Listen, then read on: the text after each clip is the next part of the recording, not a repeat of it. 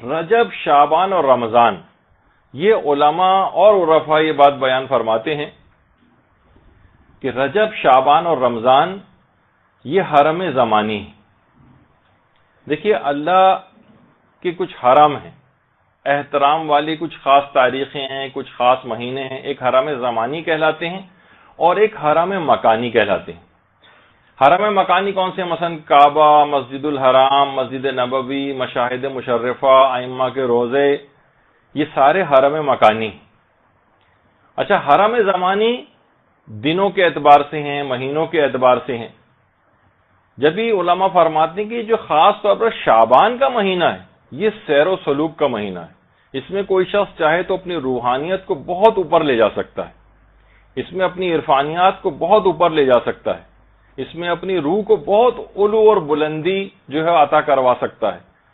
یعنی پورے سال یہ موقع اس کو نہیں ملے گا۔ رمضان تو خیر حقیقی طور پر ایک آئے گا ہی مہینہ اس کے پاس، لیکن جو اس سے پہلے جو پریپریشن والے دن ہیں تو اس میں رجب اور شعبان، اور اس میں بھی شعبان خاص طور پہ علماء نے فرمایا کہ سیر و سلوک کا مہینہ۔ علماء میں مثلا جواد ملکی تبریزی جو امام خمینی کے بھی عرفانیات کے اساتذہ میں شمار ہوتے تھے، انہوں نے باقاعدہ جو اپنی ان کی کتاب ہے المراقبات، اس میں انہوں نے فرمایا کہ شعبان خدا کی طرف سے سیر و سلوک کی منازل عمریہ میں سے ہے۔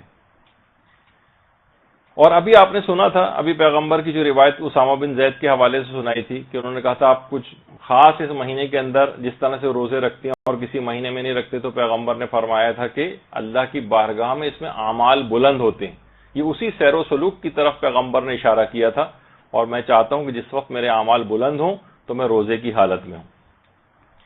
تو وہ فرماتے ہیں کہ سالک کے جو اعمال ہیں، یعنی جو سیر و سلوک کے منازل طے کرنا چاہتا ہے، روحانیت اپنی قوی کرنا چاہتا ہے، تو وہ خود اس کے اعمال بھی اور وہ خود بھی بہت بلندی حاصل کرتا ہے۔ اور اسی طریقے سے جو آیت اللہ علی آقا قاضی جو کہ محمد حسین طباطبائی کے بھی اساتذہ میں سے تھے، آیت اللہ بہجت کے اساتذہ میں سے تھے، آقا خوئی کے اساتذہ میں سے تھے، روحانیت کے اعتبار سے، یہ تو خاص طور پر لوگوں کو اور اپنے شاگردوں کو شعبان سے بھرپور استفادے کا حکم دیتے تھے، اور کہتے تھے کہ ان مہینوں کے اعمال سیر و سلوک اور عرفانیات کی راہوں کو کشادہ کر دیتی۔ یعنی ابھی آگے چل کر جو ہم چیزیں بیان کرنے والے ہیں، ابھی تھوڑا انتظار کر لیجئے ورنہ بالکل کولنگ ختم ہو جائے گی اس کی اگر پنکھے چلائے۔ اچھا، تو اور کہتے تھے کہ خبردار ہو جاؤ، ہوشیار ہو جاؤ، متوجہ ہو جاؤ، ہم خلوت کے مہینے میں داخل ہو گئے۔ شعبان کے لیے کہتے تھے ہم خلوت کے مہینے میں داخل ہو گئے ہیں، اب فضولیات اور بیجا مصروفیات کو ترک کر دو۔ یعنی واقعتاً شعبان ایسا مہینہ ہے کہ یہ فضول قسم کے تعلقات، فضول قسم کی باتوں کے لیے مہینہ نہیں۔ وہ فرماتے تھے متوجہ ہو جاؤ، ہم خلوت کے مہینے میں داخل ہو گئے ہیں، اب بیجا مصروفیات کو ترک کر دو اور خلوت میں اللہ سے لو لگانے کے لیے تیار ہو جاؤ۔ فرماتے تھے کہ جو بھی اس خلوت قدے میں داخل ہو اس کے لیے ضروری ہے کہ وہ محرمات الہی سے اجتناب کرے۔ ایسے ہی جیسے آپ خانہ کعبہ میں آپ داخل ہو رہی ہیں، آپ مسجد نبوی میں داخل ہو رہی ہیں، وہاں جا کر کوئی حرام کام کرنے لگے، انہوں نے کہا یہ حرم زمانی ہے۔ وہ ٹھیک ہے، وہ حرم مکانی تھا، یہ حرم زمانی ہے، یہاں پر محرمات سے اجتناب کرنا لازم ہے، یہ احترام والے انتہائی مہینے میں آپ داخل ہو گئیں۔ اور فرماتے تھے اس مہینے میں، اس حرم میں جو کچھ اللہ کے سوا ہے وہ سب کا سب جرم ہے۔ اس حرم میں اللہ کے سوا اگر کوئی چیز آپ نے اعمال انجام دیے، کوئی فضولیات کے اندر لگایا اپنے آپ کو، تو یہ سب کا سب جرم شمار ہوگا۔ یہ بہت اہم ترین مہینے۔ اور اس کے بعد پھر آیت اللہ علی آقا قاضی نے کچھ خاص قسم کے دستور العمل تقریباً 10-11 انہوں نے دیے ہیں، باقی دیگر علماء کے اگر ملائے جائیں تو تقریباً 18 دستور العمل بنتے ہیں۔ یہ رجب میں کرنے کے بھی ہیں، شعبان میں کرنے کے بھی ہیں، رمضان میں کرنے کے بھی ہیں، لیکن علل خصوص شعبان کے لیے۔ رمضان میں تو جاری رکھیں، اس میں اور اعمال بھی بہت سارے ہوتے ہیں، لیکن یہ خاص طور پر شعبان کے حوالے سے، لیکن تینوں مہینوں میں اس کو انجام دینے چاہیے۔ فرماتے تھے سب سے پہلا عمل تو یہ ہے کہ روزانہ 51 رکعت لازمی پڑھیں۔ 51 رکعت کے معنی کہ واجب نمازیں اور اس کے جتنے بھی نوافل ہیں ملا کر جو 51 رکعت بنتی، وہ کہتے تھے واجبات اور نوافل کی پابندی لازمی کرو اس مہینے میں، اچھا اگر نوافل سارے انجام نہیں دے سکتے، پہلی تو کوشش کرنی ہے کہ لازمی طور پر اس کو کرو، اور کہتے تھے کہ اگر نوافل کو سارے نوافل انجام نہ دے سکو تو حتماً نوافل ظہر کو ضرور انجام دو۔ نوافل ظہر 8 رکعت، جس کو صلاۃ اوابین بھی کہا جاتا ہے، صلاۃ اوابین۔ اصل میں یہ جو صلاۃ اوابین ہے اہل سنت کے ہاں بھی معروف ہے، لیکن یہ ہمارے ہاں جو ہے یہ نافلہ ظہر کو ہی صلاۃ اوابین کہا جاتا ہے۔ اور روایات میں بھی ملتا ہے کہ پیغمبر اسلام زوال آفتاب کے بعد نماز ظہر پڑھنے سے پہلے 8 رکعت نماز پڑھا کرتے تھے۔ یہ وہی نافلہ ظہر، دن کی نمازوں کے جتنے بھی نافلہ ہیں وہ واجب نماز کا وقت شروع ہونے کے بعد واجب نماز سے پہلے پڑھی جاتی۔ تو نافلہ ظہر کا وقت یعنی جس وقت ظہر کا وقت آتا تھا تو پیغمبر زوال آفتاب کے بعد 8 رکعت نماز پڑھا کرتے تھے نماز ظہر سے پہلے، جس کو نافلہ ظہر کہا جاتا ہے اور صلاۃ اوابین بھی کہا جاتا ہے۔ اچھا صلاۃ اوابین، ایک بیچ میں بات اور بتا دوں کہ مغرب اور عشاء کے درمیان ایک نماز جسے نماز حضرت فاطمہ الزہرا کہا جاتا ہے،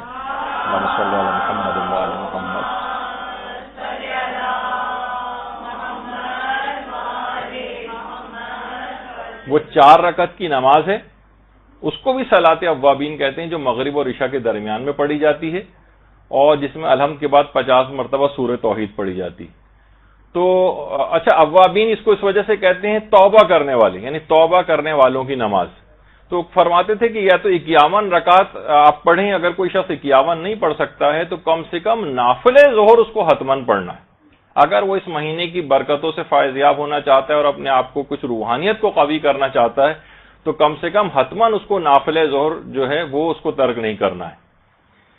اور فرماتے تھے اس کے بعد ایک چیز کی، اسی میں پوائنٹ میں ایک چیز کا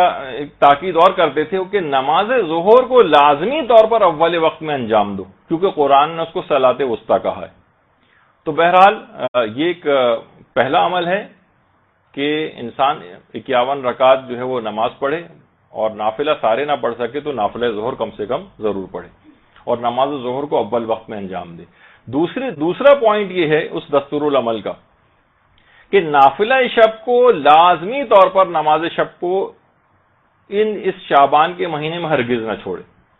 وہ فرماتے تھے کہ حیرت ہوتی ہے مجھے اس شخص پر جو آخرت میں بڑے مقام کو حاصل کرنا چاہتا ہے پھر بھی وہ نماز شب سے بے توجہ رہتا ہے۔ اور فرماتے تھے میں نے آج تک نہ کسی ایسے شخص کے متعلق سنا ہے، نہ میں نے آج تک ایسے کسی شخص کو دیکھا ہے جس نے کوئی بھی مرتبہ کمال اور روحانیت نماز شب پڑھے بغیر حاصل کیا ہو۔ میرے علم میں کہہ رہے تھے کوئی نہ میں نے سنا نہ دیکھا آج تک کسی ایسے شخص کے متعلق۔ اس کا مطلب ہے کہ آخرت میں بڑا مقام کوئی شخص حاصل کر ہی نہیں سکتا، وہاں پہ آپ کو ادنا تر جنت پہنچ بھی گیا تو ادنا ترین درجوں میں نظر آئے گا کہ جو کہ نماز شب کا پابند نہیں۔ یہ خصوصیت کے ساتھ بات انہوں نے کہی کہ نافلہ شب 11 رکعت ہے، 11 رکعت کو انجام دیں۔ مشکل سے 6 7 8 منٹ اس کے اندر لگتے ہیں، اگر آپ صرف الحمد کے اوپر بھی اکتفا کریں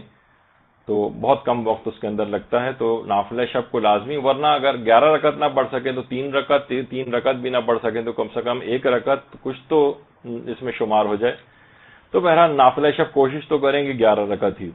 پھر فرماتے تھے جس قدر بھی ممکن ہو سکے تلاوت قرآن اس مہینے میں روزانہ کریں، اور کہتے تھے خاص طور پر شعبان کے مہینے میں رات میں تلاوت قرآن کرنا، ویسے تو دن میں بھی کسی بھی وقت کریں لیکن رات میں تلاوت قرآن خاص طور پر کرنا۔ اور کہتے تھے کہ اسے مومنین کو اس میں شراب طہورہ جو جنت کی شراب ہے یعنی وہ والی لذت بخش اس کے لیے کہ رات میں شعبان کی راتوں میں اگر اس کی قرآن کی تلاوت کی جائے۔ اور اس کے بعد فرماتے تھے چوتھا نقطہ یہ کہ زیادہ سے زیادہ اذکار الہی میں اس کی زبان مصروف رہے اس مہینے میں۔ خاص طور پر فرماتے تھے کہ ذکر یونسیہ 500 یا 1000 مرتبہ روزانہ انجام دیں، روزانہ 500 یا 1000 مرتبہ لا الہ الا انت سبحانک انی کنت من الظالمین۔ تو 500 دفعہ یا 1000 مرتبہ، اور اس سے ہٹ کر بھی یہ تو ظاہر ایک مخصوص وقت میں ہو جائے گا، لیکن اس کے علاوہ بھی مسلسل زبان کو اپنی اذکار الہی میں مصروف رکھیں۔ اس کے بعد فرماتے تھے اگلا نقطہ 5واں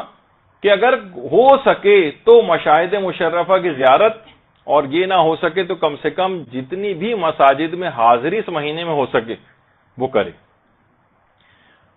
فرماتے تھے کہ مومن کا دل مسجد کے اندر اسی طریقے سے لگتا ہے جیسے روایتوں میں ہے کہ جیسے مچھلی جو ہے وہ دریا میں جس طرح ایک سکون محسوس کرتی۔ تو بہرحال مشاہد مشرفہ کی زیارت لوگ اس میں جاتے ہیں، جتنی بھی زیادہ جگہوں کے اوپر جا سکیں، نہیں جا سکتے تو مساجد میں، اور اس میں خواتین کو اگر اس کی سہولیات نہیں ہیں تو ظاہر ہے کہ یہ والا پوائنٹ اس لحاظ سے مائنس ہو جائے گا، ان کے لیے گھر ہی گویا بمنزل مسجد کے ہو جائے گا،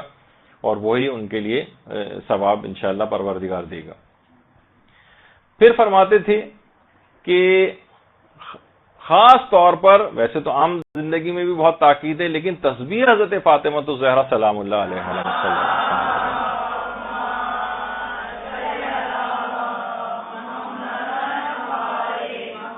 فرماتے تھے کہ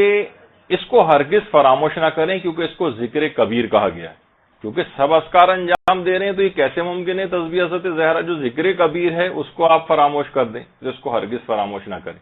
یہ بھی آسان ہے۔ پھر فرماتے تھے کہ وظائف مہم، یعنی بہت اہم وظیفوں میں سے ہے کہ سالک، یعنی جو بھی روحانیت اپنی قوی کرنا چاہتا ہے اور سیر و سلوک کے منازل طے کرنا چاہتا ہے، اس کے اہم ترین وظائف میں سے یہ بات لازم ہے کہ وہ روزانہ دعائے فرج امام زمانہ علیہ السلام جو ہے وہ پڑھے۔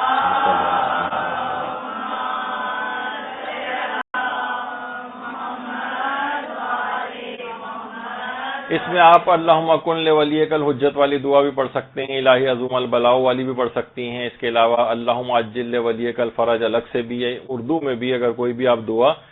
امام زمانہ کی جلد ظہور کے حوالے سے زیادہ اگر کریں تو فرماتے تھے کہ بہت مہم ترین، یعنی مہم بلکہ وظائف میں سے یہ ہے کہ روزانہ دعائے فرج جو ہے وہ پڑھی جائے۔ اور پھر فرماتے تھے کہ ایک اور بھی اہم ترین وظائف میں سے شعبان کی یہ بھی کہ اس شعبان کے اندر، شعبان میں جتنے بھی جمعے آئیں اس میں زیارت جامع کبیر یہ خاص طور پر ضرور پڑھیں جمعے کے روز۔ اس شعبان کے مہینے میں جتنے بھی جمعے آئیں اس میں زیارت جامع کبیر یہ ضرور پڑھنی چاہیے۔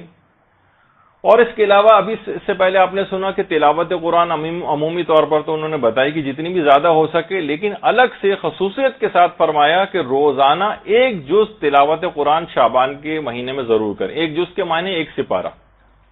ایک پارہ قرآن روزانہ،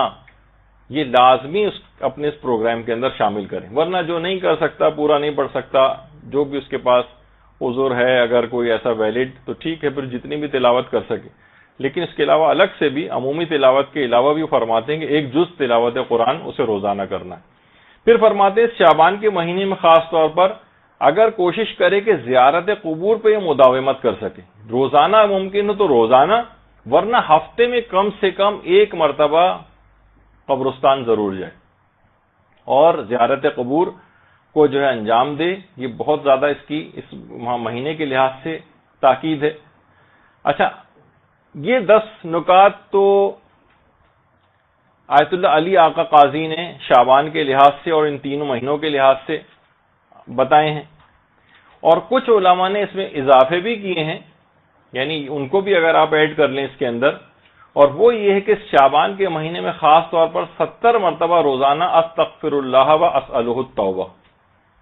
استغفر اللہ و اسألہ التوبہ، یہ روزانہ 70 مرتبہ اپنے پروگرام میں شامل کرنا چاہیے۔ اور اسی طریقے سے روزانہ 70 مرتبہ استغفر اللہ الذی لا الہ الا هو الرحمن الرحیم الحی القیوم واتوب الیہ، اس کو کہا کہ اس کو بھی روزانہ 70 مرتبہ اپنے پروگرام کے اندر شامل کرنا چاہیے۔ یہ بھی آسان ہے، کوئی اتنا مشکل نہیں ہے۔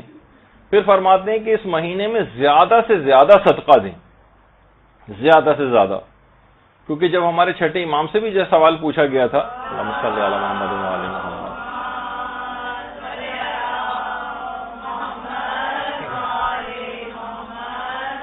کہ ماہ شعبان کا بہترین عمل کیا ہے، تو امام نے فرمایا تھا صدقہ اور استغفار۔ تو ابھی آپ نے اس سے پہلے استغفار، استغفر اللہ الذی، استغفر اللہ واسألہ التوبہ، وہ اسی سلسلے کا ہے کہ ماہ شعبان کے بہترین اعمال میں سے استغفار ہے اور صدقہ دینا۔ امام فرماتے ہیں شعبان میں صدقہ دے گا، خدا اس صدقے کو اس طریقے سے اس میں اضافہ کرے گا جیسے تم اپنے اونٹ کے بچے کو پال پوس کر ایک قوی الجثہ جو ہے ایک اونٹ کی شکل میں تبدیل کرتے ہو۔ تو یہ صدقہ بھی قیامت کے دن اوڑ پہاڑ کی مثال ہو جائے گا، یعنی اتنا عظیم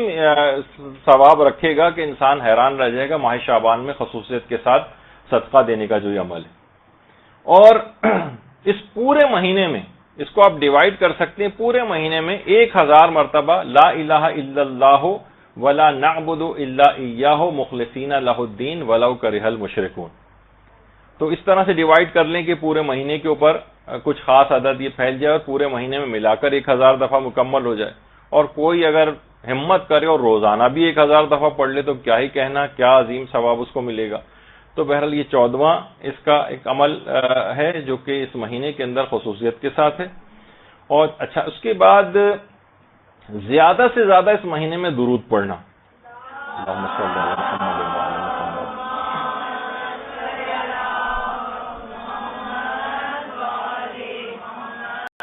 بلکہ یہاں تک ملتا ہے کہ عام مہینوں میں جو درود پڑھا جاتا ہے اس کی نسبت شعبان میں درود پڑھنے کا ثواب 10 گنا زیادہ ہے۔ تو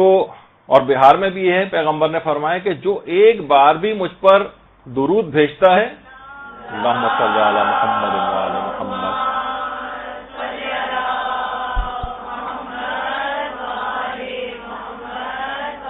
تو فقط ایک بار درود بھیجنے کی وجہ سے پروردگار عالم اس کو عافیت عطا کرے گا اور اس کی تمام پریشانیوں کو دور کر دے گا، فقط ایک بار بھی۔ اللہم صلی علی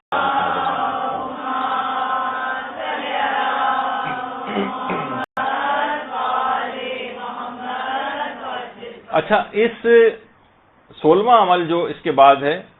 وہ یہ ہے کہ شعبان کے مہینے میں ہر جمعرات کو 2 رکعت نماز پڑھی جائے۔ یہ تھوڑا سا مشکل ہے، لیکن اگر کوئی شخص کر سکے، بہت سارے ایسے افراد ہوتے ہیں جو عبادت کی طرف مائل ہوتے ہیں۔ شعبان کی ہر جمعرات کو 2 رکعت نماز، اور ہر رکعت میں الحمد کے بعد 100 مرتبہ سورہ توحید اور سلام نماز کے بعد 100 مرتبہ درود پڑھا جاتا ہے، جس کے اندر اللہم صلی علی محمد۔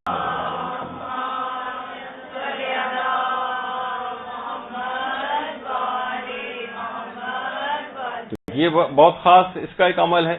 اور اس کے علاوہ اس پورے شعبان میں روزانہ روزہ رکھا جائے، اور جتنے ورنہ 3 دن یا جتنے بھی دن اس کے لیے ممکن ہو اس میں روزہ رکھا جائے، اس کا بھی بہت زیادہ ثواب ہے۔ اور 18واں عمل اس کے اندر جو بتایا گیا ہے وہ صلوات شعبانیہ ہے۔ یہ دعائیں امام سجاد علیہ الصلوۃ والسلام،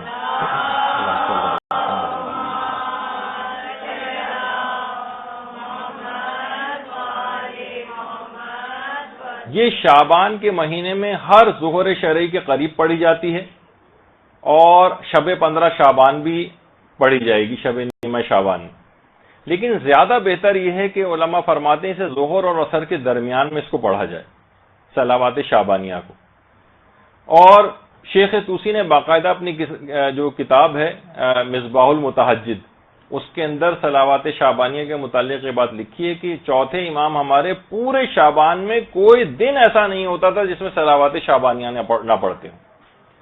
پورے مہینے میں کوئی دن ایسا نہیں تھا۔ اور خاص طور پر 15 شعبان میں بھی اس کی بہت تاکید ہے کہ صلوات شعبانیہ 15 شعبان کو بھی جو ہے وہ پڑھی جائے۔ اقبال الاعمال میں سید ابن طاؤس نے بھی اس کو نقل کیا ہے۔ اس کے علاوہ شیخ عباس قمی نے مفاتی میں اعمال مشترکہ جو شعبان کے لکھے ہیں اس کے اندر بھی یہ مناجات شعبانیہ لکھی ہوئی نظر آئے گی۔ اچھا، ہمارے جو پرانے علماء ہیں انہوں نے باقاعدہ ایک بڑی اتنی اہم ہے کہ لوگوں نے اس کا نام بھی نہیں سنا ہوا، اور اس کی اتنی تاکید کہ چوتھے امام ہر روز اس صلوات کو پڑھا کرتے تھے، صلوات شعبانیہ کو۔ تو الذریعہ الی تصانیف الشیعہ، جو کہ آغا بزرگ تہرانی کی کتاب ہے، اس میں آغا بزرگ تہرانی نے اس کی 12ویں جلد میں ایک بات لکھی ہے کہ ہمارے ایک عالم گزرے احمد واعظ یزدی، احمد واعظ یزدی، انہوں نے یہ جو صلوات شعبانیہ ہے اس کی شرح لکھی ہے، شرح دعائے شجرۃ النبوہ کے نام سے، کیونکہ اس میں یہ جملہ آتا ہے شجرۃ النبوہ، اس کا نام ہے۔ تو شرح دعائے شجرۃ النبوہ کے نام سے شرح لکھی ہے، جس میں انہوں نے 8000 اشعار اس کی شرح میں لکھے. منظوم دیکھیے، ایک تو ہوتا ہے کہ نثر کے اندر شرح لکھنا، وہ پھر بھی نسبتاً آسان ہے. یہ جو ایک صفحے کی آپ کو نظر آ رہی تھی مناجات شعبانیہ، اس کی شرح میں 8000 اشعار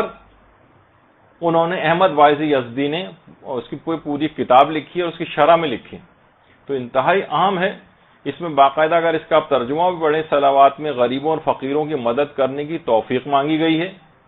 کہ میں غریبوں اور فقیروں کی مدد کر سکوں، اس بات کی توفیق عطا فرما، اور حقوق اہل بیت ادا کرنے اور ان کی اطاعت کی توفیق مانگی گئی ہے اس کے اندر.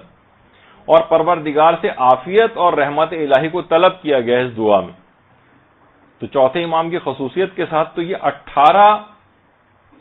اعمال ہیں جو کہ دستور العمل کے طور پر علماء نے شعبان کے لحاظ سے بیان کیے، جتنے بھی آپ سے ممکن ہوں اپنے حالات کو دیکھتے ہوئے.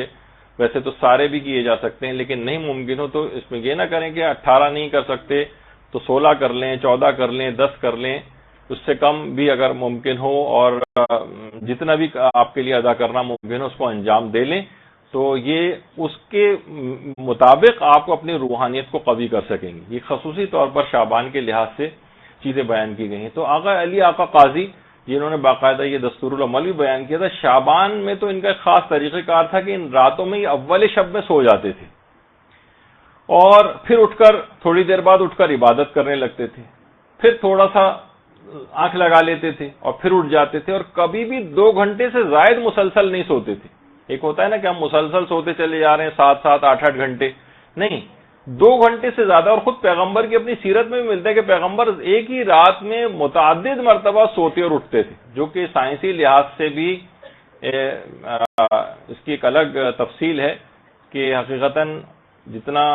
ضرورت ہوتی ہے اس کے اندر وہ پوری ہو جاتی ہے آپ کی. تو پیغمبر یعنی رات میں کبھی بھی کوئی شخص اگر اٹھتا تھا تو پیغمبر کو وہ دیکھ لیتا تھا کہ پیغمبر مصروف عبادت ہے.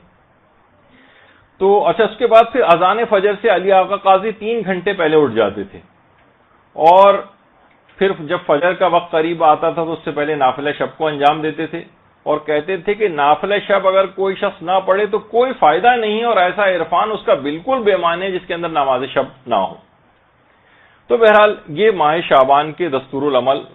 آپ کے سامنے بیان ہوئے، اس میں جتنے بھی عمل کر سکیں. برحمتک یا ارحم الراحمین